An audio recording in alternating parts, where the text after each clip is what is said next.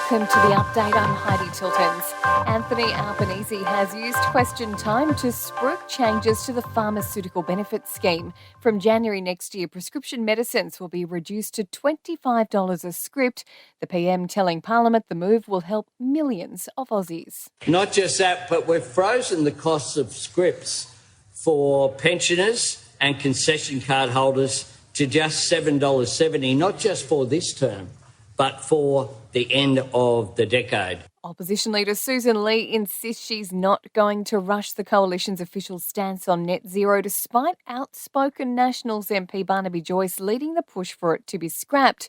Mr Joyce argues Labor's current policy is hurting people, but Ms Lee has told Sky News the coalition's review into its energy policy needs to run its course. I said when I became leader I would be consultative, collaborative and take the time to get this right. So we do have time. And of course the important thing is we're not actually holding the levers on this policy. The government owns current energy policy and we will hold them to account. Chilling footage has emerged of anti-Israel activists launching a series of violent attacks on the Melbourne offices of logistics company Toll. The offenders can be seen smashing office windows with sledgehammers and calling for death to Australia and death to America in 3 attacks over the past 10 days. Croc wrangler Matt Wright has pleaded not guilty to attempting to pervert the course of justice more than 3 years after a deadly chopper crash in the top end. The Netflix star is standing trial in the Northern Territory over the 2022 crash, which killed his close friend and co-star Chris Willow Wilson. Business groups believe unlocking investment could be the key to lifting Australia's GDP by $7 billion a year.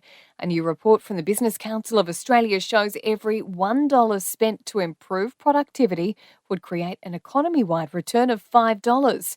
BCA Chief Executive Brand Black says we risk losing investors to other nations. One thing that we could do is dispense with the existing cap, which is $150 million. So in other words, there's no incentive that applies over $150 million worth of investment, which means we're losing jobs and opportunities offshore. And an urgent battery update has been rolled out for some Google phone users over fears they can overheat and catch fire. A number of users have suffered serious burns from Pixel 6a devices bought between June 2022 and April this year. Sport and entertainment are next. In sport, Rugby Australia boss Phil Waugh is seeking an explanation from World Rugby after the Wallabies' controversial loss to the British and Irish Lions. The Wallabies believe the Lions' winning try in the final minute at the MCG should have been disallowed due to foul play. Oscar Piastri is turning his attention straight to the Hungarian Grand Prix after winning in Belgium to extend his World Championship lead. The win marked 31 races in a row in which he's scored points, the longest by any driver in F1 history other than Max Verstappen and Lewis Hamilton.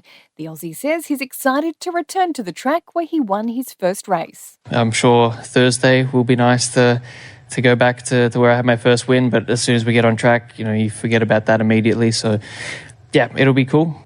And England's cricketers have been described as spoilt kids after arguing with India's batsmen during the final day of the drawn 4th test at Old Trafford. In entertainment news, Destiny's Child has reunited on stage for the final night of Beyoncé's Cowboy Carter tour in Las Vegas. The superstar returning to the group that made her a household name, surprising fans by calling Kelly Rowland and Michelle Williams to the stage for a medley of their hits. Barely a week after the legendary rocker's death, one of Ozzy Osbourne's albums has risen to a new peak on the charts. The essential Ozzy Osbourne rocketing 127 spots to number 7 on the Billboard 200 after selling 44,000 units.